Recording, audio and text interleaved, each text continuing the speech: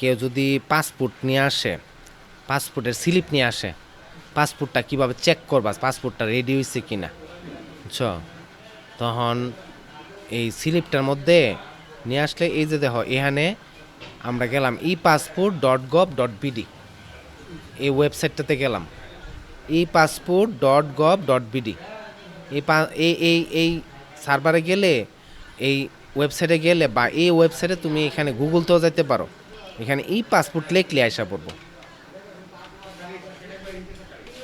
ই পাসপোর্টে দেখো ই পাসপোর্ট লিখলে এই যে তোমার এখানে আইসা পড়লো, এটা তুমি ওপেন করো, এই দেখো এই যে তো আইসা পড়ছে এখানে চেক স্ট্যাটাস। এখানে দেখো একটা অ্যাপ্লিকেশন আইডি আছে, প্রথম 4টা সংখ্যা এরপর হাইপেন দিয়া বাকি সংখ্যাগুলা তুমি ওই স্লিপটার মধ্যে দেখবা এই নাম্বারটা আছে, এরপর দিলে এটা অটোমেটিক এখানে তুমি উড়াইবা, এখানে অটোমেটিক উঠা যাবো গা,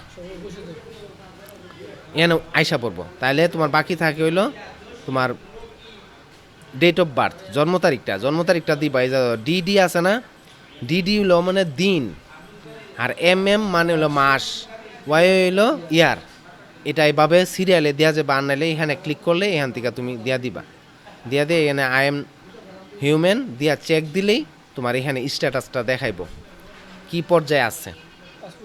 হ্যাঁ, পাসপোর্টে দেখাইবো, পাসপোর্টের ইয়াটা দেখাইবো কোন পর্যায়ে আছে, তোমার এটা কি প্রিন্টিংয়ে আছে নাকি তোমার পাসপোর্টটা রেডি আছে, নাকি পাসপোর্টটা রেডি থাকলে তুমি পাসপোর্ট ডেলিভারি যদি থাকে তাহলে তুমি নিয়ে আসতে পারবা রেডি।